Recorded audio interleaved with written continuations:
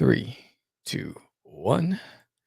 What's up, George? What's going on in the house of crazy? I skipped myself with these glasses. In the house of crazy tonight, we have Mr. Brandon Ingram. He is a repeat offender from Dismay. Repeat offender. He has the third installment of his book, The Gallows Man. So we're going to be talking to him tonight. Plus, we're going to be talking about a word that indies couldn't use for a long, long time. Coming up next, let's get it.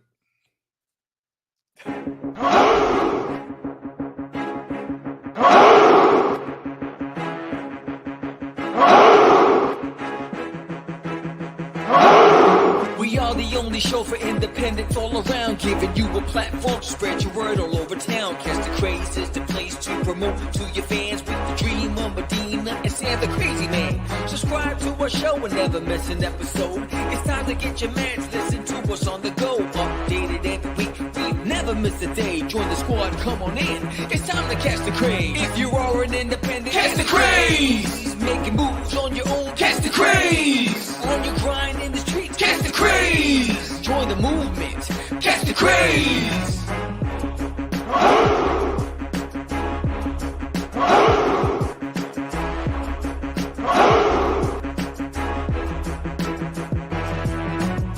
Yeah, George, we did it again. Come on now. You know you want to do it. Catch the craze.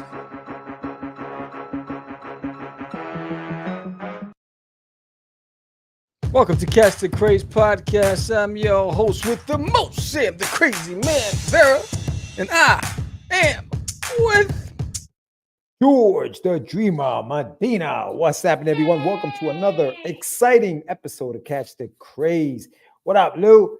Dismay comes. Brandon is a squatter on the channel. He's in the house. He's waiting to come on. Thank you guys for joining us tonight. It is October 1st. October 1st. What up, Dan? Ed is in the house. What's going on? October 1st, Sam. It is already spooky season. And if you haven't done so yet, guys, give us a like, comment, do all that stuff, share it, subscribe. Most important, subscribe to the channel. Word. We've been going on for a minute, man. We're over 1,000, getting close to 2 G's. Carrie's in the house. What up, Carrie? But yeah, man, tonight we have Brandon Ingram from Dismay Comics. He's going to be talking to us about his book, The Gallows Man, issue number 3. He's been on the show a couple of times promoting that, among other things. And we're going to be talking about, a topic that happened just recently, Sam. The word we couldn't use, the trademark word we couldn't use. Chalupalem. Superheroes is free. It's free. Duper. It is free. Stupid duper. So we're going to talk about that. But what's going on, Sammy? How you feeling, my man? I'm feeling. I'm feeling tired. I think I did a lot of conventions this year. I got one left to go. It feels like the final mile. It feels like the final mile. It's like a Cowtown Comic Con coming up. And that's in a couple of weeks. I'm looking forward to that. Connecting with Lori Calcaterra, connecting with William Russell, connecting with what's his name? Marco. I was actually with Marco at the Denton Comic Art Expo this past Saturday. Right. And it was a different show than it was the previous year. The crowd was different. It had a good crowd, but they were extremely different. It was the traditional comic crowd wasn't there. There was more families on a Saturday outing going to the Civic Center and like, oh, it's a free event. Let's see what it's about. So it was very different. But it was a good show. I definitely would do it again next year. Did that. You're on the final pages lettering for There's Nail in My Toilet issue 6. So that's getting ready. I'm working on plotting issue.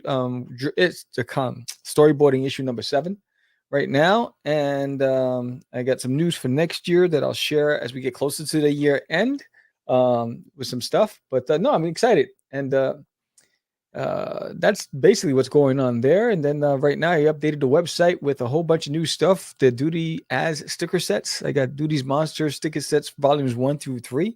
I got the Hero set the superhero set, because I can say that now. Volumes 1 and 2, and the anime set. So those sticker sets are there. They're available on the website to order today. So it's pretty dope. So that's what I got going on. What you got going on? So I got a few things going on. So tomorrow I will be live with Miss Lori Calcaterra on the ASAP Imagination channel. We have a show called The Wheel of Comics, and we're going to be talking about one of the comics that so the whole thing was we're supposed to read an indie comic. We read a book called Treble by Dre the Brute. He's got a YouTube channel, and we're going to discuss it. We're going to discuss it tomorrow for 45 minutes. So check it out. Tune in. It's going to be on the ASAP Imagination channel. The book is called Treble. We're going to be talking about it tomorrow with Lori Calcaterra. So I'm going to be hanging out with her tomorrow on the good old stream world. Yeah. And then Saturday I'll be at the Yonkers Riverfront Library, the public library in Yonkers over by the riverfront. And it's a one-day show from 11 to 5 p.m. Free admission. So bring everybody. Come on down, come see me. It'll be from 11 to 5 p.m. at the Yonkers Public Library. It's the Yonkers Comic Con. I think it's the second year they're doing it. They were gracious enough to invite me. Yeah, to invite me this year. So thank you very much for the invitation. And I really dug Treble, man. Got great read. Yeah, it was a good read, man. It was a good read. So we're going to talk about it. But yeah, so come see me at the library, 11 to 5 p.m. tomorrow. No, it's tomorrow. Saturday, October 5th. Free admission if you're in Yonkers and you're in the area. Come on down, say hello. I've never done it. I've never been there, so I don't know how, where it is exactly. I mean, I've been to the library, but I don't know where they would put it and how many vendors. So, we'll find out. We'll find out. Mr. Syfax should be there with his own table. Oh, nice. Yeah. So hopefully he does make it out there. So what else is going on? A few things. I mean, there's so much. Oh, and then I have New York Comic Con coming up. And, that's right. That's right. Booth 2040. I'll be with my man Johnny C. So come see us at Booth 2040. If you're going to be at the show, we're going to be there all 4 days. So come check that out. I'm not looking forward to the setup in New York City because that's always rough, bro. It's always rough. Is it? To try to set up? Hell yeah, man. Like at the Javits Center, like trying to get in. It's not like it used to be back in the days where it was easy. Now you got to wait in line till they get you in and forget it. So, so I'm going to try to get in there with as little stuff as possible. But it's a big show. So come check it out. And then what else is going on? Oh, and then on Monday night, I'll be possibly pulling a double duty on my channel. So come check that out. I'll have more details coming up.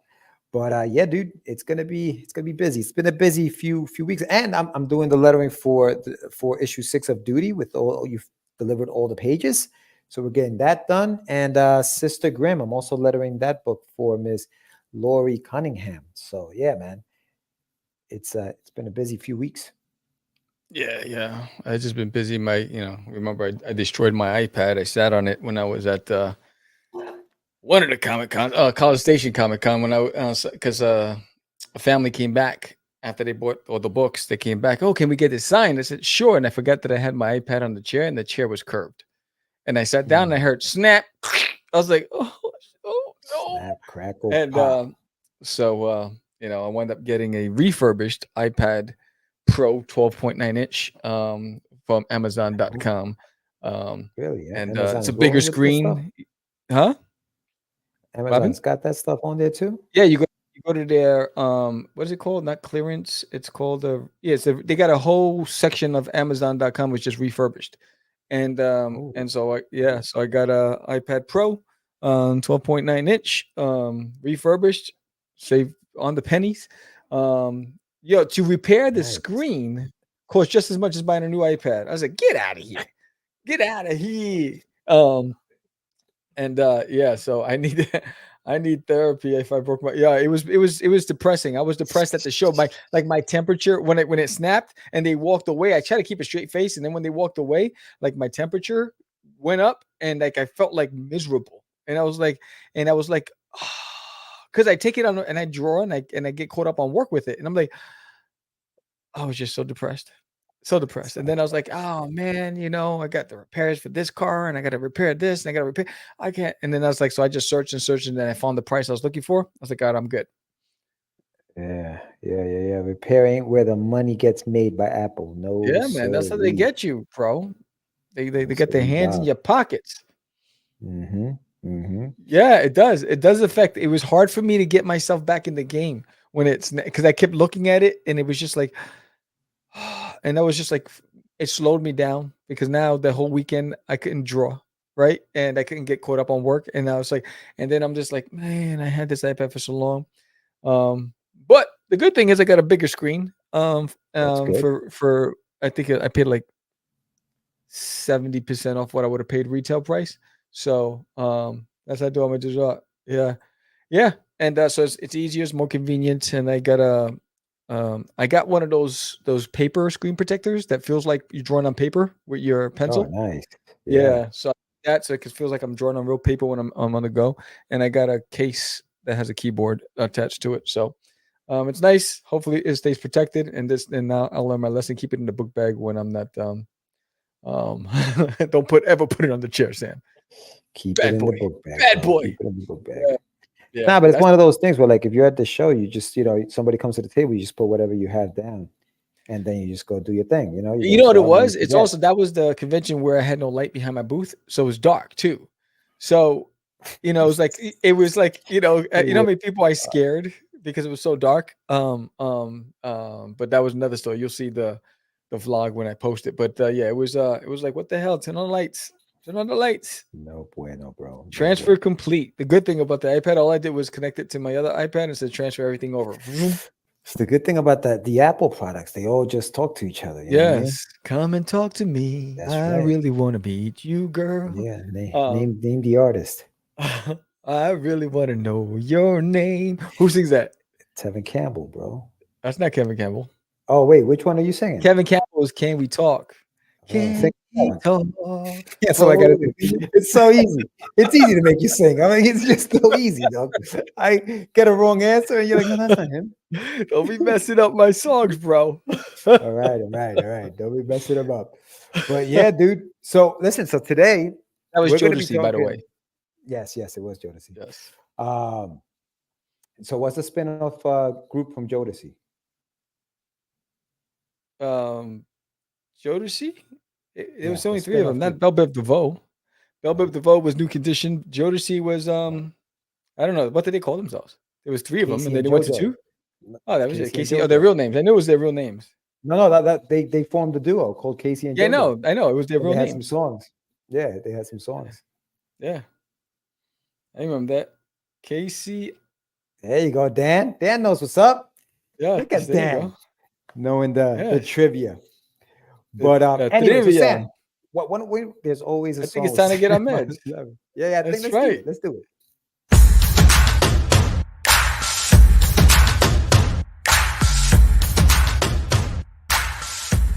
It's time for your medicine. Superhero.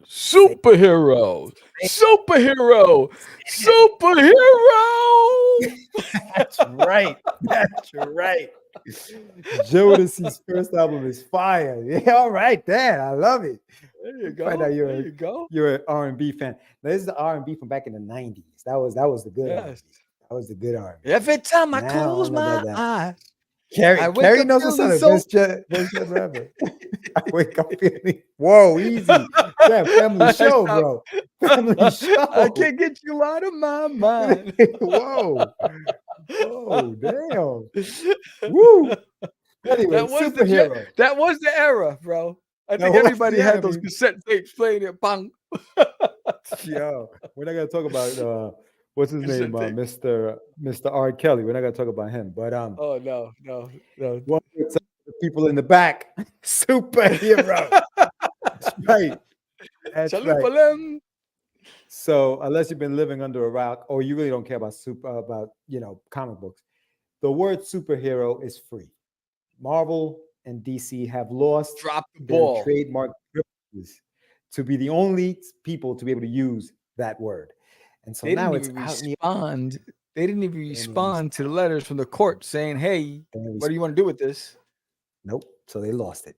It was a wrap. They lost it. It was a now you and I were talking about this earlier, and we had theories. Is that they just don't care. right? They don't care anymore. No, This is how much they care about superheroes. This is how little they care about superheroes, that they don't even respond. They don't even want to keep the trademark anymore, dude. No, because somebody in the financial department said, hey, you've been fighting all of these crackpot indie creators who want to use the word superhero, and we're spending thousands of dollars on litigation fees to fight that. And it's, these lawyers, just to do the paperwork, they're charging you $1,000 an hour just to put paperwork together, right? And then they show up for court, they're charging you, whether it's day rates, which is like $10,000 or whatever. So they're probably spending a couple $1 million a year litigating these claims to use superhero from a lot of independent creators. So somebody in the financial department said, you know what? It's a category. Who gives a damn? Let them use the term superhero. They can't use Avengers. They can't use X-Men because those are titles of the groups. They can't use Wolverine, but they can go ahead and play with superheroes. Let's see how far they get. We're going to save money, protect the bottom line, the P&L. You get more money for the shareholders. That's it. So that it's a money thing. And so and it's a money thing coming from the Disney empire, not the comic book division, because the comic divisions wanted to protect all of that stuff. But now that they're acquired by the big companies, they're looking at dollars and cents. And they're like, where can we cut costs? We're fighting all these damn battles. Yeah, you know what? Who cares? It's superhero. It's just a title. Doesn't mean anything. Let them have it. Yeah, that thing was crazy. Honestly, the term itself is cliche. I prefer to refer to Sledge as a crime fighter. Right, crime fighter. Yeah. True. The whole thing was just stupid, man. Like, to think that back in like 78 or 79, whenever they did it, that a judge actually, or that the trademark office actually allowed them to do that was kind of ridiculous. That they actually allowed them to trademark a word like superhero when it's just a word. It's not a brand. It's not, you know what I mean? Like, that was crazy. And that they kept it for this long. Yes. Yeah. That's what I'm saying, Brandon. Like, that's just ridiculous, dude. Now, the question is, how many of you watching, or even you, Sam, how many of you are going to be using the word superhero in your books? I mean, because I don't think I ever actually used it, even in the Wonder Dog book. I don't think I referred to him as a superhero or said anything about superheroes within the book. So I don't even know that I've actually needed it. I never used superhero. I said super duty in the kid's book, right? Because in his imagination, he becomes a superhero, right? But it wasn't like it was not a necessity. Not right. It was a necessity on my end, right? You know what I'm saying? Because it was more important that I promote the character, right? Or the titles of my books, like There's Name in My Toilet, or Duty, or Cosmic Wars, right? Uber hero. Only when I'm talking those no pajama. Yes. In conversation, I've used it. Like, in conversation, you say, because it's a category. Hey, do you read superhero comics? Did you watch that latest superhero movie? Right. Are you into superheroes? Whatever. Or people will ask me. Or people will ask me, is Wonder Duck a superhero? Yeah, he's a superhero. Like, in conversation, you know what I mean? Like, because he's a hero and he's super, whatever. But never have I actually conversation piece, but paper. Yeah. That is unless somebody decides, now I'm going to create a character, but name is superhero. My name is superhero. Someone's going to come. It's going to be a knucklehead. It's like, I'm going to use it now. I don't see just because you can titles. Yeah. I mean, it's the same thing with open domain, right? When open domain came, everybody flooded the gates to do Cthulhu and Frankenstein, all these characters, right? Because they want to capitalize on it. The word superhero, I guarantee you, it's not going to be long before someone has a book called superhero. Yeah. Well, okay. So big shout out to Ray Felix, who we've known Ray for a long time. And Ray had a book called, what was it? What was the name of his book? It was, I forget the name. Well, yeah, no, he has. But he was something superheroes. Yeah, it was called Bronx.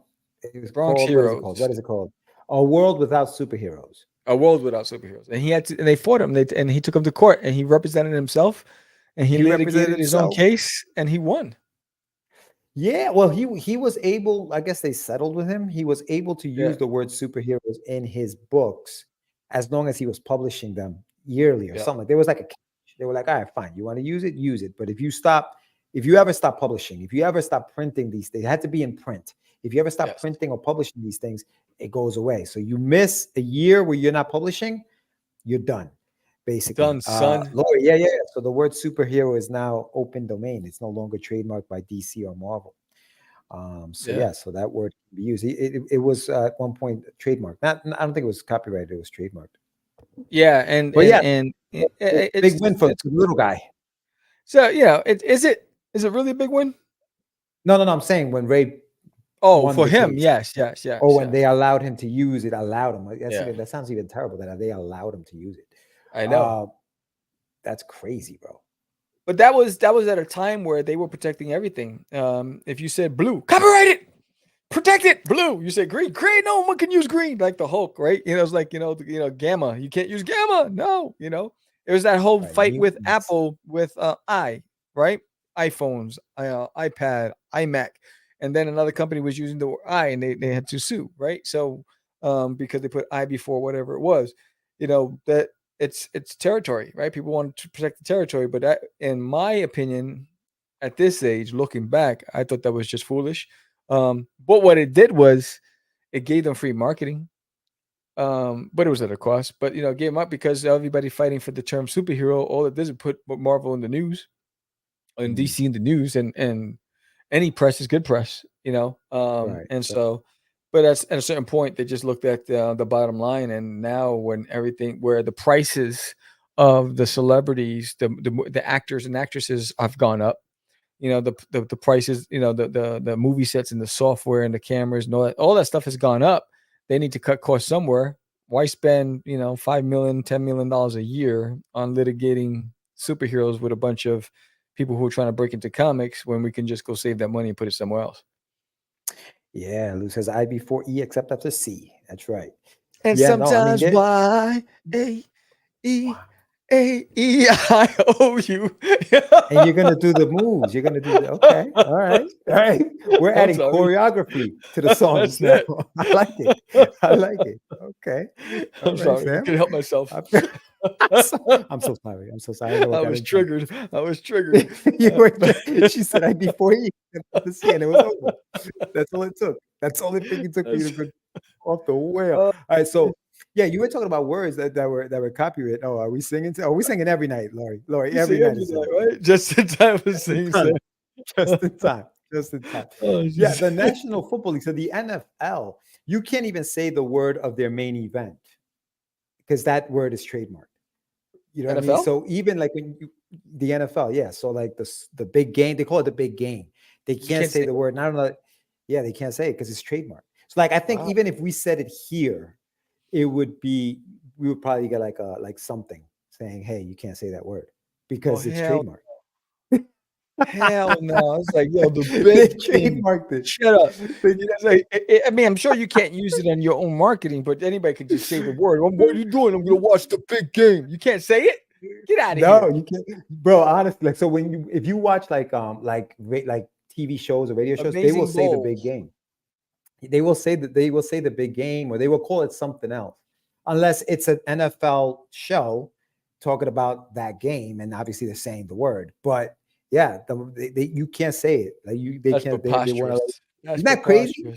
That's crazy to me, bro. And that's pretty much what was happening with the word superhero. You couldn't say it, which was freaking insane. But now you can. So there you go, kids. We can now use the word superhero openly. Yeah, I mean, I have a twist on that, that I did. Remember, I have a book that I'm writing that I've been working on with the word superhero, but broken up in a way that I could get away with saying it because I didn't use it in that order, right? So, more to come down the road on what that is.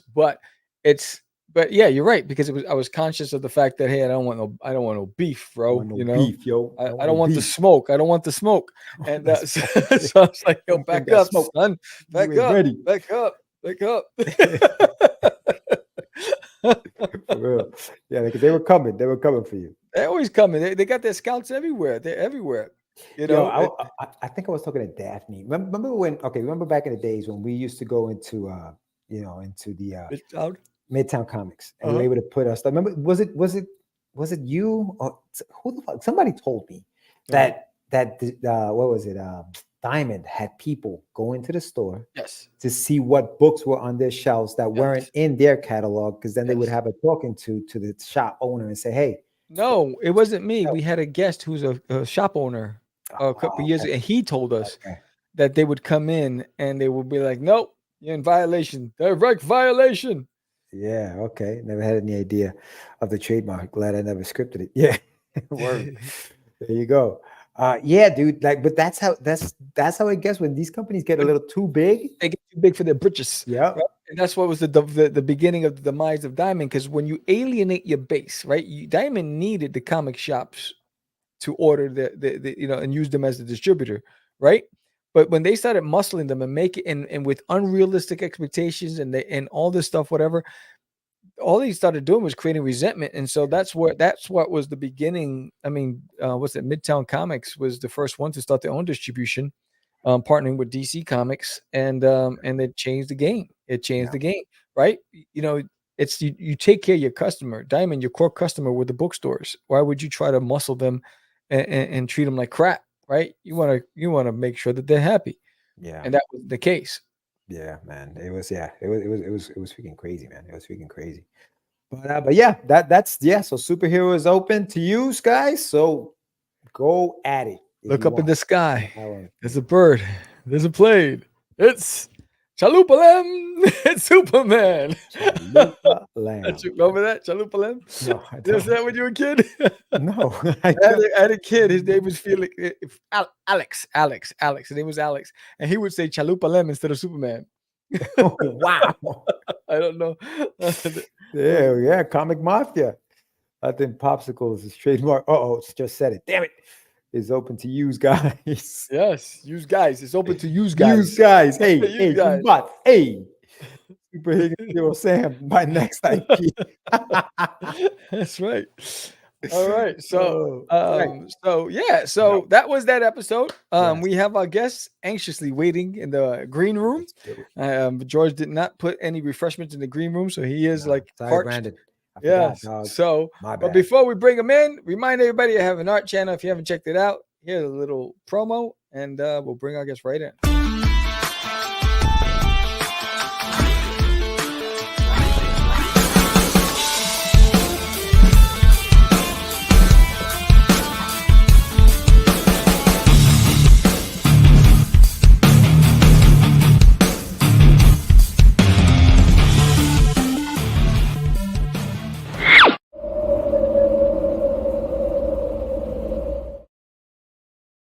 Welcome back, Carter. What up? Thanks for having me. What's up, Brandon? Yeah, as you guys were talking, I went down a dumb rabbit hole of what words are trademarked? Merriam-Webster had a list of random ones, popsicles one. I had no idea popsicles trademark. Yeah. Wow. Nice. So there are words we can't use. Popsicles, one of them. Oops. Used it 3 times in this one episode. That's great. This episode is not exist. Lori, I'm not. Stop the lies. Arelis, what's up? George is from New Jersey. I hate her. Anyway, so what's going on, Brandon? How are you, my man? I've been pretty good. Since last time I was on the show, I've done more conventions and really Sam's vlogs. I'm not just here to hype up Sam, but your vlogs have been great, man, with the convention stuff. Especially I live in an area where conventions are kind of sparse, but seeing that it gets me motivated, as well as sometimes I can relate, because sometimes I go to a convention, it's my God, this was rough. Yeah. Those things can either make you or break you. Yes. What was that one guy, Sam, that sent you a message yo, I thank you for showing me this, because I'll never do a convention? What was it? Yes, he was thinking, he was contemplating, contemplating breaking into comics. And because that's what he was wanting to do. He saw my vlog and he says, I'm not going to do it. And he decided to go another route. He's like, you know what? Sam is eliminating the competition one vlog at a time. That's the whole thing. He's trying to deter people from doing this, so he's the only one at the conventions. That's hilarious. Wow. But yeah, no, I'm glad, man. So you've been doing conventions then. So you've done a few, or what's been going on? I I started doing them early 2023, but I did a lot more this past year. And I mean, like 365 days. 2024, I've been a little bit light on conventions, but it's been good. The thing that I've noticed, at least for me, and I'm not even like a grizzled old man, like a veteran, like a hard-earned veteran of conventions, but like of 2 years of doing conventions, I got to do the 2-day or the 1-day ones. 3-day is brutal for me. 3 days is tough. Like It's 3 hard, days bro. is It's hard. like the plus side is I usually bring a buddy with me so we can Yeah. like shoot the breeze and Not kill bad. time during Yes. those lull times and Yeah. stuff. Yeah. But man, like it If you I'd don't like rather 3 a days, don't stay Saturday away from 4 Sunday. days. Oh my god. Yeah. Dragon Con, like 2 years ago, I was like, oh, I'd love to do Dragon Con because that's like the biggest one near me. I was like, I don't know if I'll ever do Dragon Con. That's like a 5-6 day convention. Like I'm good. Yeah, there are some conventions that don't need to be that long. San Antonio, like the one in San Antonio, is one of them. But there are some that do, like San Diego. It's got to be just because there's so much to see. Yeah, but I feel like, and we've done San Diego. I think we did it when we were a lot younger, obviously. But you're right, the toll on your body that being at a, and this doesn't sound like, what are you talking about? You just sit down. No, but I don't, like, I'm standing most of the freaking, because that's the only way to get people to come over. You know what I mean? Like, I'm standing behind a table trying to get people, and that takes a toll on you, dude. Yeah. So you're limiting it to 1 or 2 day conventions. Pretty much, because not only like the physical toll, but just like the I like not all the time, but part of my job, I do a lot of physical labor and stuff. I'm more exhausted from conventions than the physical labor job that I have. Like it's and it isn't entirely the physical aspect of conventions. There is that, especially if you got long boxes and stuff and all that sort of stuff. But like just the mental exhaustion that you get by the end, because like you are friendly, and you're definitely trying to convey that and trying to be approachable and have people come, and you're having a great time. Like even if it's like a great convention, like you're having a great time and you leave like sparked and like, man, like this is great. That next morning, like it's almost like you had a hangover. It's like, oh god. Yeah, dude. When I got back from Baltimore Comic Con, that was a 3-day convention. I was done.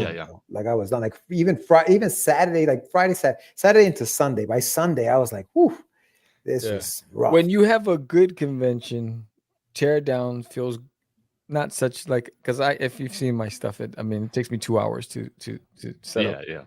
Right. So, but when you're having a convention that it's not all that it's cracked up to be, the mental game, and then when you have to tear down and pack everything up and then load up your car, it feels like work and it feels painful. You know, it's and then you can't wait to sit down in the car and you're like, and then you got that 5-hour drive and you're like, oh my god.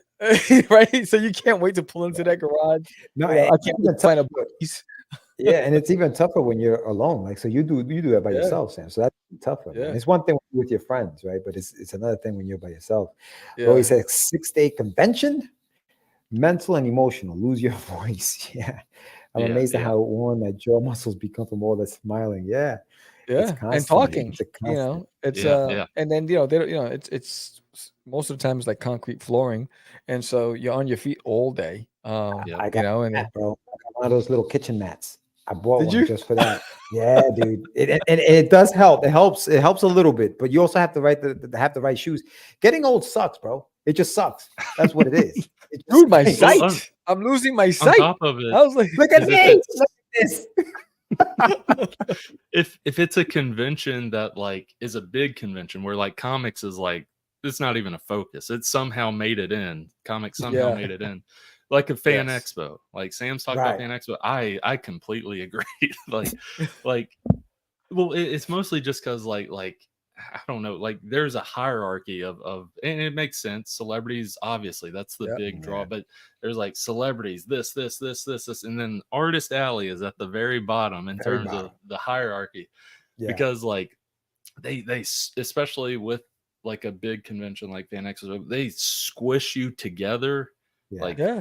Everyone in Artist Alley, to where like if you got to go to the bathroom, you're like easing out, and you're trying to scoot past people's posters and Yeah. stand up And banners and all that.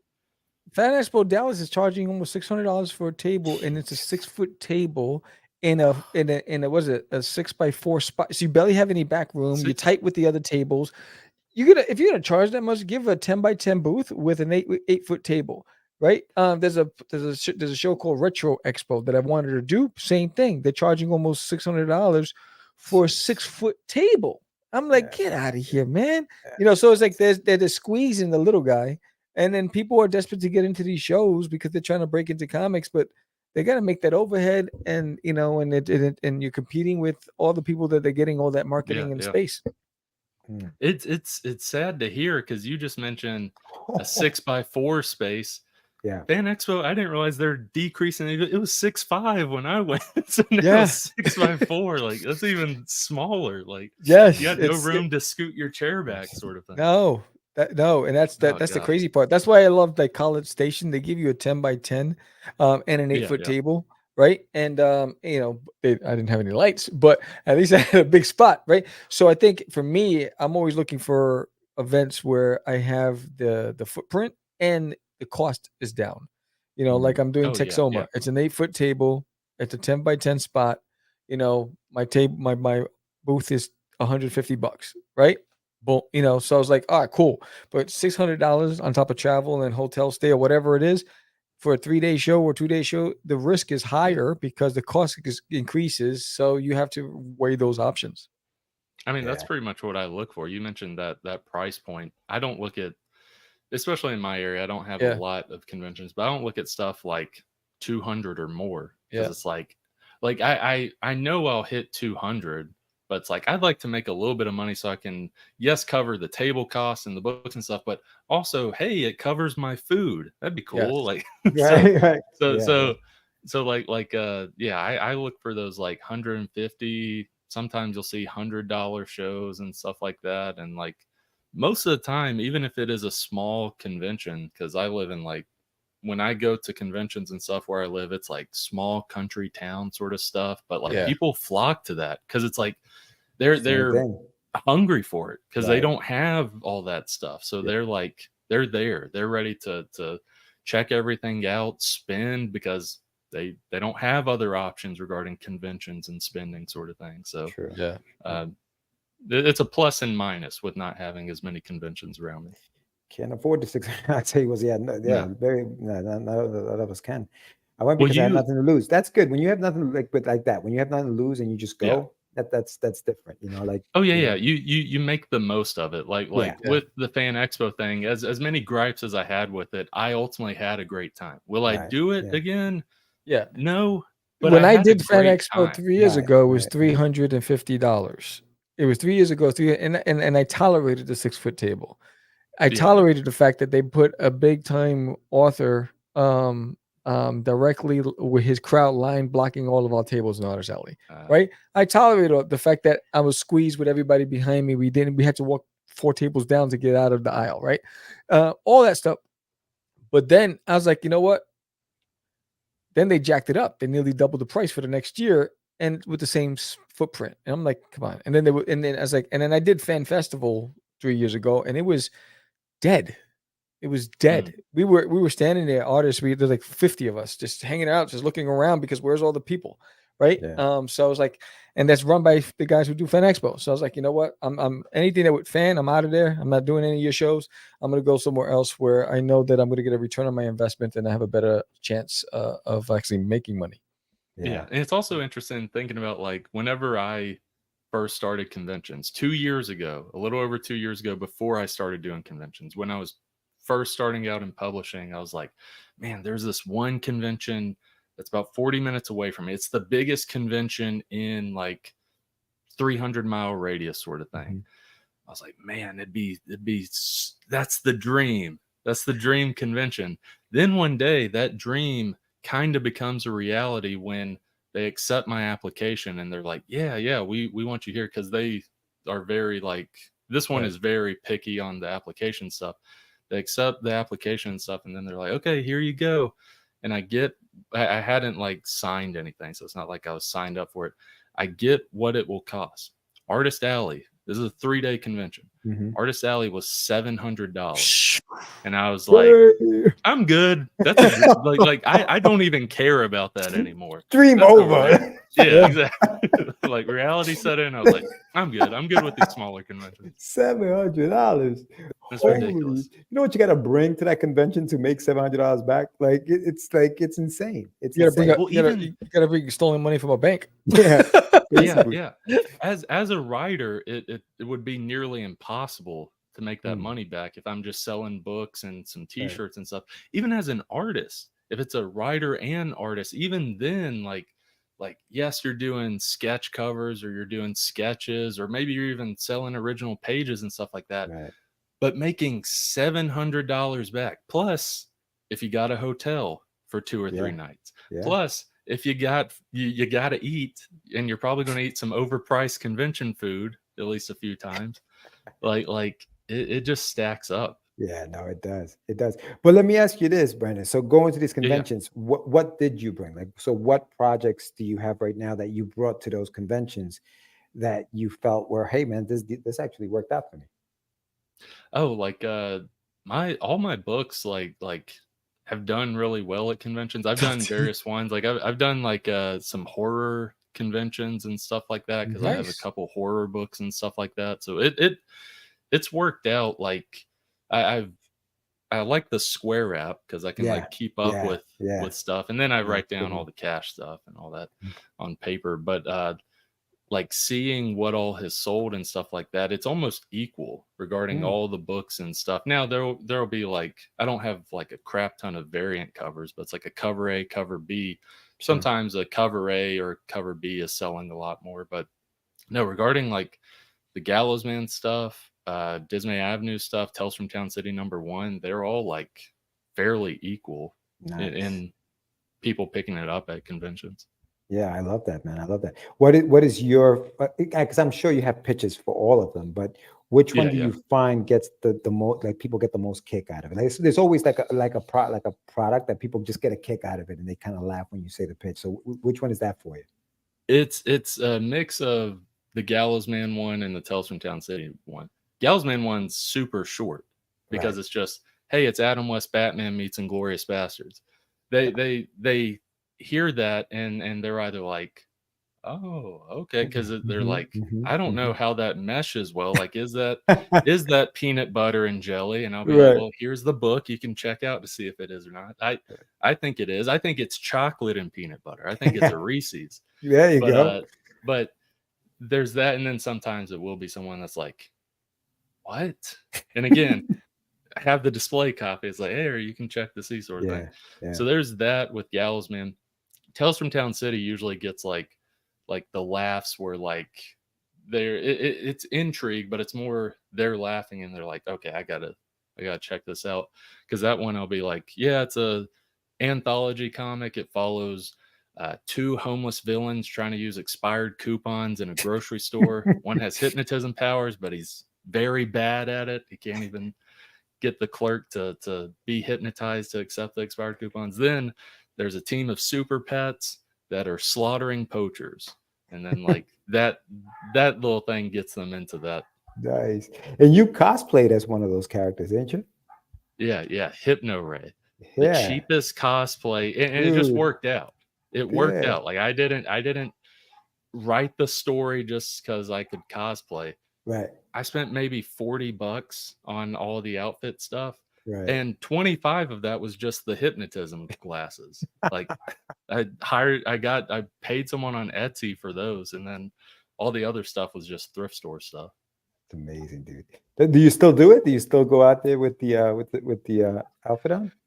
I haven't done it the past couple times, only because like it's hot, and I also need to make like disposable inner sleeves for it, to where I can just have it in for the convention and then just like take it out, like something super cheap, like just some sort of paper material.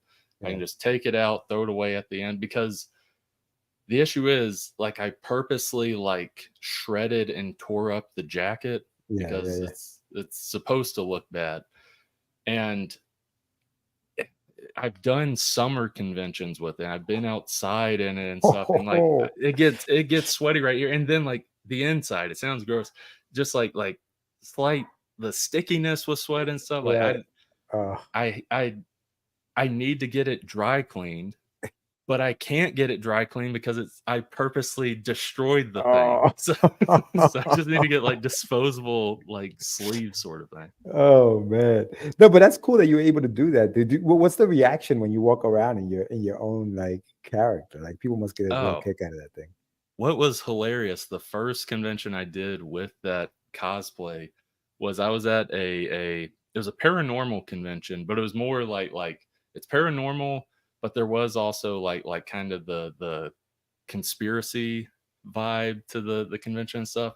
And so I'm wearing tinfoil hat. Yes. And I got the glasses and stuff, and people don't even realize it's like a suit a thing from my comic. They're just like, oh yeah, it's like, oh, wearing the tinfoil hat, that makes sense for here or whatever. But yeah, like that one was definitely interesting. But that's awesome. No, it's been good. I do like wearing it.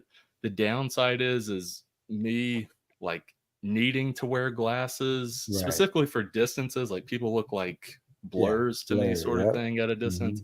And especially if people are walking by, like you want to be able to see them so that you can possibly pull them in, sort of thing. Yeah, you want to make sure they're smiling. Not look like a psycho trying to like squint and look at them and stuff. But the downside is I wear glasses, and trying to wear those hypnotism glasses, they're just regular shades with like a thing on them. So I have to put on the sunglasses, the hypnotism glasses. Then I put my glasses over it, and it looks goofy. And sometimes my glasses will fall off and stuff. That's the one downside. Oh man, what did Lou say? It's hard to sell while you're working on sketch covers and other commissions. Rock on a hard place, really. Yeah, I mean, listen, going to these conventions is, it's a struggle sometimes. But I'm glad you're doing well at them, Brandon, because I know when you first came on the show, I think it was Gallows Man #1 that you were promoting, right? And you were very green. It was like one of your first, appearances. Man, you've come a long freaking way. You're up to issue #3. So tell us a little bit about Gallows Man and like where you are with it now. Like what can people expect from what's on Kickstarter right now for Gallows Man? Yeah, so issues 1 and 3 are available on Kickstarter. Me personally, as like a writer and a creator, as well as like the past few years getting better and better at that, better at editing. Helen, who has always been an amazing artist, but her just getting into a flow, a rhythm of stuff. Issue 1 and 2, I think, are great. Like they're great issues. I think like people will really dig it, really love it, sort of thing. Issue 3, though, because we've had so much growth since issue 2 came out, like issue 3, I think is like where you see like, oh dang, like they're in a rhythm now. Like they got this. Like they were in a rhythm in issue 1 and 2, but clearly we see progression of the writer. We see progression of the artist, sort of thing. So that's awesome. I think that's something that's really cool to see with this for me. If and that's the thing, like if other people like to see progression of a writer or artist, that's cool and all. But me personally, I just like to be able to see that myself. Like go back to issue 1 and then like look at issue 3 and just see like even go into issue 1 and then go into Tales from Town City. Like because Tales from Town City I published last year. Like looking at both of those, and I'm proud of both, but I see how far I've come with like what I published last year, and I'm like, dang, like keep it up, Brandon. Like be my own hype man, sort of thing. There you go. You have to be. I think, that's so like the reason why I do these conventions also. Like, and not even behind the table, but just walk around. Is for that. It's for the motivation to see what people are doing and to kind of like go back and be like, I definitely need to do this. She said pictures. I need pictures. Lori, you see Lori's comment. No, so Brent, so question for you on issue 3. So 1 and 2 came out, right? And there was, obviously you're working on other projects, and now issue 3 is out. Now, most, or even myself, writers write their issues consecutive. So, if you have an ongoing series, maybe you've written 6 issues and they're done, and you're just waiting for the artist. You don't do it that way? You kind of did issues 1 and 2, they were done. You wrote issue 3, that's drawn. Have you started working on issue 4, or how do you do it? Is there a lag in between as a writer also, or? As a writer, like all of these have been written from like the very beginning. Now, the only thing that does change is like slight edits that happen whenever we put pen to paper sort of thing, put words to the art sort of thing. Like there's tiny edits here and there, but really like Helen's gotten in a rhythm to where like my editor's notes nowadays is like, sounds good or looks good. It's like she's got it. Like me and her are like synced, like we click to where the most really the edits I do now is whenever the lettering comes back, I'm like, yeah, that joke didn't land as well. Let's actually change this sentence, or let's change the placement of this or that sort of thing. So edits nowadays are more in terms of like the dialogue that I produce. Then once I see it on the actual page in art, it's like, let's tweak it a little bit to make it work a little bit better for that art. Now, what do you think led to that growth as a writer? Is it that your experiences? Is it your writing more? Like what has led to that almost like renaissance? And like, oh my God, I'm getting it now. I'm in it. I think it's a mix of stuff. Cause like you said, like whenever back in 2021, like early 2021, when I like came onto you guys' show, it was my first book, my first comic that I was publishing. And like you said, I was green, I was bright-eyed and bushy-tailed sort of thing. Like I was new to it, but and I was writing a decent bit before that. But then, especially in late 2022 to this summer, I have been writing like nonstop, like a madman. Like that was literally as soon as I got home from work, typing away on the computer. Story.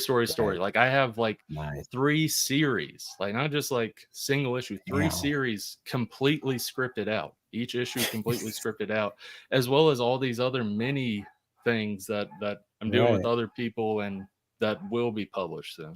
So it was just getting into a rhythm, and finding that rhythm, and also recognizing like, hey, and this might sound a little unhealthy, but I've gotten good with it.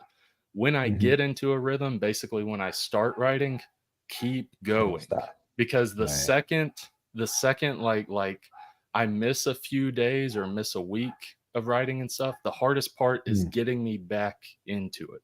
The second I'm into it, I can go. Like I'll go.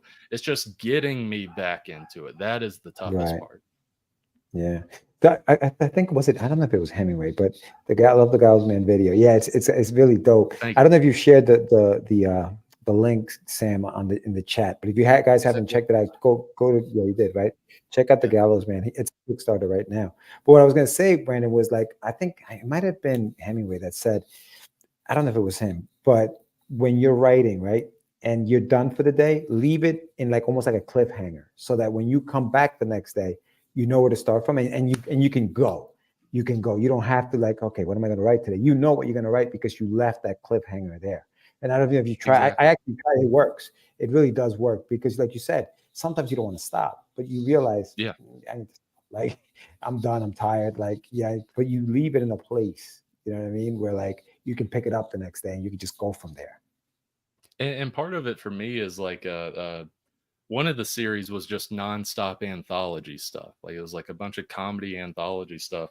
Right. And the plus side with that series was usually in a day, I got a script knocked out, like a 10-page comic script, 5-page comic script, knock that out in a day sort of thing. Nice. And then I have all these other ideas, like story ideas, or even like little outline of all the other little stories that will follow after, to where I come back the next day and it's like, okay, which one of these dumb, funny ideas do I want to write today, sort of thing. And I just pluck it. I'm like, I'm in the mood for this. I'm in the mood for guy throwing up on the Tower of Doom, sort of thing. We'll write about that. Is just like That's pretty much awesome. having, like you said, like with the Hemingway quote, like having that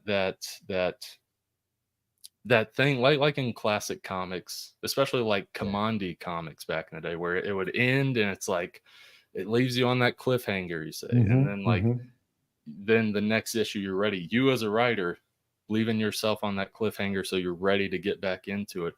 Or if it is like shorter stories, like anthology sort of stuff, having ideas in a list in like a note form on your phone or whatever it may be, to where you don't like that's what I love about having, and I'm not even like a seasoned writer, but like having written for about 8 or 9 years now, comics 5 years, but having notes and just having like anytime ideas pop in my head, just writing it on the notepad.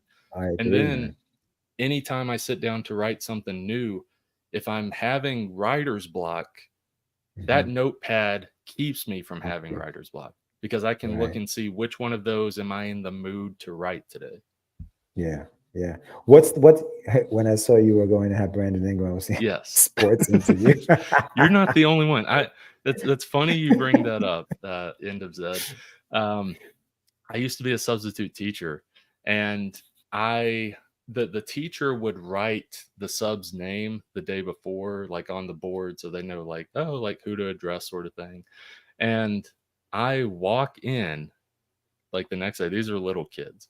I walk in the next day and I hear at least a couple kids. It's not loud. I just hear, "Aw," because they thought I was going to be Brandon Ingram from the Pelicans. They thought Brandon Ingram from the Pelicans was going to coming to teach class at this kindergarten through 12th grade school of 600 kids. They thought he was coming there to sub today. That is great. Brandon Ingram. I know, it's like having the name Michael Jordan or something. You know what I mean? It's like, really? That's your name? That's hilarious, dude. I was going to ask you, Brandon. So obviously you write different genres and different things. What's harder for you to write, comedy or horror? What's tougher? Those are actually it's, I don't know if I'd say this entirely in a bad way. It could be kind of bad sometimes. Those are kind of my crutch. Like comedy and horror, if I'm like writing something else, like there's a romance thing that I've been trying to write.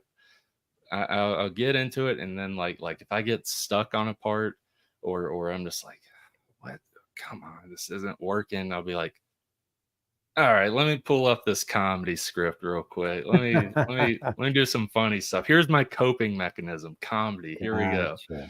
Like it's almost like the thing I fall back on. I'm not saying I'm like great at comedy or I'm great at horror, but I think I'm better at those than other genres right now, or at least I'm more comfortable. I'm more comfortable in comedy. I'm more comfortable in horror, to where like I can type many pages a day, whereas like a romance thing, if I get a page or two out in one day, that's like a cause for celebration, sort of thing.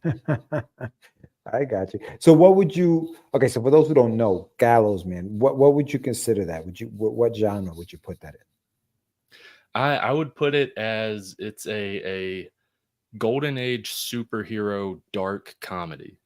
It very much is a comedy. It's dark comedy, so don't expect like trying to think of some lighter comedies. All I'm thinking about is some dark comedies right now. but it is that Adam West Batman meets Inglourious Bastards, because it's the fun campiness of 1960s Batman. Gee Willikers, Gallows Man, like stuff like that, and the fun cheesiness. But then there's like over the top violence, and the reason over the top like Tarantino type violence. And the reason I mentioned Tarantino is like there's many instances in his movies. The biggest one, Once Upon a Time in Hollywood. It's a pretty straightforward movie, pretty straightforward drama. Then the last 20 minutes goes like 0 to 100. Right. It gets Yeah. like so insane the last 20 minutes. Right. So it's kind of that. It's this cheesy, fun, campy comedy. It's a satire, a little bit of a parody of golden age comics, without like being mean to them. It's picking on it a little bit, but it's not being mean to it to the degree of like The Boys, because I've had and people, they have their own opinions. That's we all have our own opinions. I've heard a couple people say like, kind of reminds me of The Boys, and I'm like, I think you're saying that just because of how prevalent The Boys is now, and I'm not going to fault people on that. It's just The Boys. Garth Ennis, he's a great writer. I love his Punisher Max run. Like, that was fantastic. Garth Ennis clearly in his writing hates superheroes, and he wants to pants superheroes any moment he can. He thinks superheroes are the dumbest thing ever. It's the dumbest idea ever. And with me, I love superheroes. Right. Like I don't want to pants them. I just want to like pick at the little tropes here and there. Like hey, this is kind of funny, and but still like have fun with the story. Right. So that's ultimately what I try to do with the Gallows Man is you can dig into it, like, because a big theme around it is the desensitization of violence within a society, and this society is like hyperized with that sort of thing. Or you don't have to read into it. Like it can just be a fun time. That's like that. We sometimes don't get with modern media in terms of movies or TV shows. It's just a fun time. I want more comedies. I want more comedy movies specifically. Right. But, yeah. No, I agree, man. I agree. No, and listen, I've read Gallows Man. I've read 1 and 2. I can't wait to read issue 3, and I loved it, dude. I thought it's a fun time. It really does. It doesn't take itself too seriously. You know what I mean? Like, it's got its jokes, and like you said, it's dark comedy, but like, I like dark comedy. So like it works for me. You know what I mean? But yeah, dude, now this is great, man. I'm glad you came back, and I'm glad you're doing issue 3 now. Is this ongoing, or do you have plans to end it at some point, or what's the plan? So issue 3 is the penultimate issue. So issue 3 and then issue 4 will be the last issue of the miniseries. It'll be the end of the Gallows Man miniseries, but there will still be some stuff that comes out within the world, like Tales from Town City. I still want to do 1, if not 2 more issues of Tales from Town City following the minor characters in the world. And then like there was such like great reception to this last year from people, to where like people talked about like the homeless villains and the super pets and stuff like that. And like I was thinking about the homeless villains. I was like, I've got a 3 to 4 issue miniseries idea that I could do with them possibly. And I have 1 idea for a sequel miniseries for Gallows Man. I have many ideas that have came around the past few years, but there's 1 that stuck with me. But that one, that's not going to come out like right after the Gallows Man ends. I want to give it at least like 5 years before I do that sort of thing. After it ends. Okay. All right. So you have issue 3 out now. You're going to be doing issue 4. Obviously, that'll come out. Yeah. But if you guys are watching and want to pick it up, definitely go to the link in the show notes. It's on Kickstarter right now. When does it end? October 11th. Noon Central Time, October 11th. So like basically like 10 days you have to check it out. And there's digital copies, there's physical copies, like whatever you feel comfortable getting, like every bit helps. At least check out the book. And also whether you like the book or don't like the book, send me feedback. And it doesn't have to be a thing where I post it. If you're okay with me posting it, I will, but I don't have to post it. I just like hearing the feedback, positive or negative. Like I can take it. Yeah. No. Well, and it helps. It helps your growth as a writer. Exactly. Too. It's I mean? It's got to be constructive. It can't just be, it sucks. No. Tell me what you don't like about it. You know what I mean? Like, come on. Yeah. What do you mean it sucks? Tell me why it sucks. You can start off with it sucks, but then give me a paragraph at least of why it sucks. And on the other side of that, if you love it and you say, hey man, I loved your book. Why? Why do you love it? What did you like about it? What should I be adding? What is it that you like? Because I want to add more of that stuff. You know what I mean? But dude, Brandon, you're the man, bro. Thank you so much for coming on tonight, man. Thank you, guys. And chatting with us about the Gallows Man, comic book conventions, and all that freaking good stuff, brother. Yeah, man. Thank you, Keep man. doing what Thank you're you, doing, guys. brother. Keep doing what you're doing. Thank you. Thank you. All right, brother. All right. You guys have a good Brandon, night. You too. take care, buddy. All right. All right. Doing his thing. Doing his thing. He's doing his thing, dude. Brandon does he is. I mean, his writing is insane, dude. I do like his comedy. He does do a lot of writing because I follow him on Instagram and he'll post like his scripts, like boom, finish this one, boom, finish that one. I'm like, damn, Yeah. you're a beast. That's what I like to see, man. That's great, dude. That's great. But yeah, no, big shout out to Brandon. Thank you so much for coming on, my friend. And if you guys haven't done so yet, check out Kickstarter where he has his issue number 3. That's Yeah. live right now. Yeah, he's killing it. I mean, he's doubled his goal. He's got 65 backers, 9 days to go. October 11th at 11:59 a.m. Central Time or CDT time. Yeah, I always love to see the progression of our guests, right? You know, Yeah. I remember when he first came on, and then remember. continuing to do his thing, not getting discouraged by my vlogs. It's like, and then making his own, path and his own lane in the comic book game. So that's pretty cool. Yeah, no. He definitely. I remember sitting in his room, and he looked like he was like, he was brand new to this thing. Yeah, I And remember. now he's just so comfortable in front of the screen, and He was a youngin. he was, Now he's got grays and bags under his eyes, and yeah, dog. sunspots and Jesus. You wait till he gets off, right? You wait till he gets off to Yeah, say all these man. things. Yeah, he's joining it. Yo, dude, I was at Macy's today because I needed to buy a suit. I couldn't read the size tags. I was like, yo, why is everything so blurry? I was like, yo, I gotta get glasses. Dog, I'm Get telling glasses, Alice. Get glasses. I'm telling you, man. I'm telling you, it happens, dude. It happens. But who we have on the show next week, Sam? You're going to be on the road. On the road again. That's right.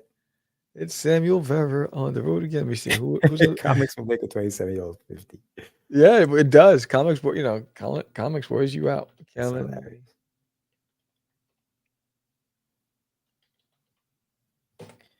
You're going to be traveling. You're not going to be home next week. So No, I'll be so won't have all the bells and whistles and the fancy stuff, the fancy schmancy meetings. Let's see. Next week we have Wayward Raven. We have Alex from Wayward Raven Media.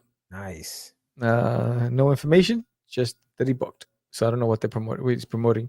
But I yeah, believe it's We Suck at Comics number 2. is I it? think that's what it is. Yeah. Okay. Yeah. So we got that. I'll be streaming from the hotel, and Nice. because I'm traveling next week, and so it's gonna be fun. And let's see, who else do we have? I mean, we're booked through December 17th. Yeah, we got a lot of stuff. Yeah, man. We have after that we have Carissa Grant, then Vaughn Coleman, Kevin Davis, Rob Multari, Eddie Lima, Michael Moman, and Rick Dury. Guests coming up. So we have a lot of guests coming up, and then we're gonna have some future guests. I met at the comic convention this past weekend, the Denton Comic Art Expo. A team of sneaker artists. They do custom art on sneakers. So they're gonna get on the show. I'm getting my tuxedo ready. There you go. So looking forward to them booking on the show. I'm also gonna bring the promoters of LitCon that I'll be doing on the show. So they'll be coming on the show possibly January to promote LitCon, which is in March. Nice. They wanted me to be back. They actually came to Denton Comic Art Expo to connect with me. So that was pretty dope. I'm looking forward to that. And then it's a secret project I'm working on. And I will bring the publisher that I'm working with on the show when that's getting ready to pop. So more to come on details with that. So I'll be sharing that news in January. There you go, brother. There you go. Yeah, don't forget to tune in tomorrow at 11 a.m. I will be on line with Miss Lori Calcaterra. We're going to be talking about a book called Trouble on the Ace of Imagination channel. So check that out at 11 a.m. Eastern Standard Time. Me and Lori Calcaterra and I will be doing a show called Wheel of Comics. So we're going to be doing that tomorrow. Don't forget, if you're in Yonkers on Saturday, stop by the library by the river front and come check me out. I'll be there from 11 to 5 p.m. Yonkers Comic Con happening, rocking. And what else? Oh, yeah. And don't forget to subscribe to the channel because I'm going to have some stuff coming up next week. Just want to make sure the guests are in line. So I'll be doing that on Monday. So check that out. And Kerry, see you later, my man. That's all I got, dog. So yeah, that's all I got though. And I'll be at Cowtown Comic-Con. And I'll be working on the latest vlogs very soon. So check out, I got 3 new vlogs coming. And I also have behind the scenes on how I put together my table displays and all the thought that goes behind it. That was several requests that came through about that. So I'm working on that. I want to make it more impactful, insightful, for everybody. And but that, yeah. So with that said, thank you everybody who joined us tonight. And don't forget, Catch the Craze podcast, the longest running independent comic book podcast in the game. Founded in 2005, we created this podcast to give life and energy to the unsung heroes, the independent creators out there, and give them a voice. And when we grow, the independent community grows. So if you like this show, please subscribe, share it with a friend. And if you're listening to us on the streaming platforms, head over to the YouTube channel and subscribe. And if you're on Spotify or any of these streaming platforms, leave us a rating. Let the algorithms work in our favor. Again, everybody out there, I appreciate you. Be well, everybody. The editor mode. Yes. Thank you, everybody. I appreciate every single one of you. You all have a great evening. With that said, I am Sam the Crazy Man Vera. George the Dreamer Medina. And we are out. It's not. Crazy. Acquiesce. No, it's talking about my friend Acquiesce. Say my name, right? This is what you were thinking? Oh, he described me. He said, I'm the what? Catch the Craze. You're listening to Catch the Craze. You're listening to Catch the Craze. To Catch the Craze. You are listening to Catch the Craze on Catch the Craze. You're listening to Catch the Craze.